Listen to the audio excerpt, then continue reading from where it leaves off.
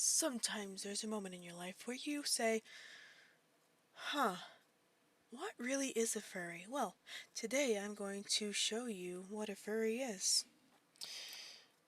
So here we have an explanation of what a furry is from AI Overview.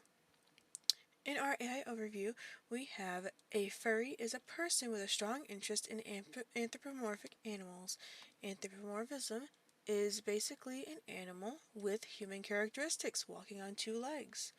That means that it would be speaking like a person, wearing clothes possibly, kind of like cartoons and video games and different types of art.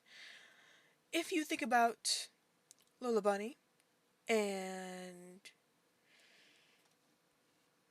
really any kind of Disney character, then you know what a furry is.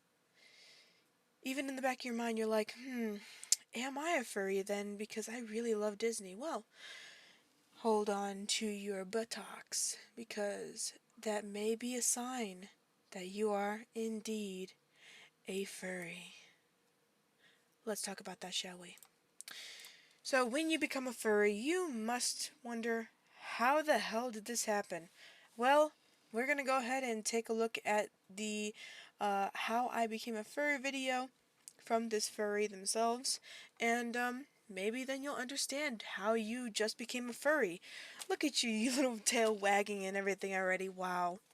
See, it happens fast, and now that you know that you're a furry, let's figure out that background. How did that happen?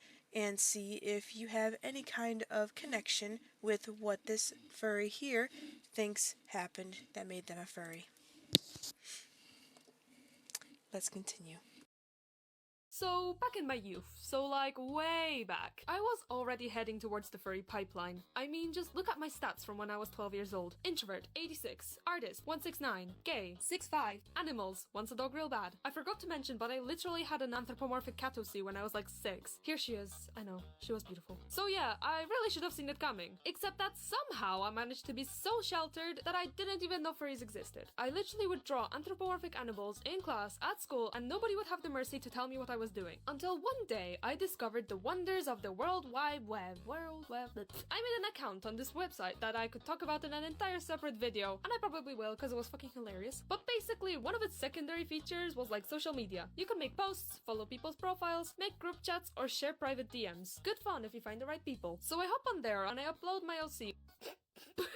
So I made this character, and I loved him so much. I immediately went out into the world with my new creation, and one of the first things that someone DM'd me was, "Wait, are you a furry?" So I googled it, and that's all it took to take me out of my misery. I finally had a word to describe my weirdness. I was a furry. And I guess everything else that happened is pretty obvious. I made a lot of friends, drew each other's OCs, made more furry OCs, although you can probably tell that my main Sona has forever remained my main Sona, and I hate to realize he barely changed at all over the years. But oh well, he may be cringe, but he's mine, and I love him. And yeah, I think my experience was pretty universal. There really isn't much more to being a furry than anthro animals. The rest comes from the people within the fandom, which most of the time is pretty wholesome. But overall, furry fandom, pretty swag, would recommend. Thanks for listening to my story, and if you have any to share from yourself, you know what to do. And yeah, see you next time.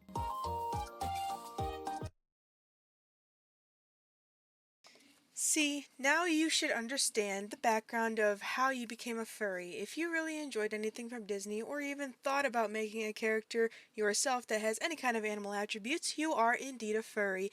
Join the furry side. We will invite you with open arms.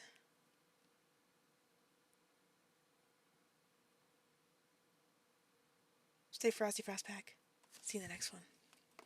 Cringe, cringe, cringe. I'm so fucking cringe.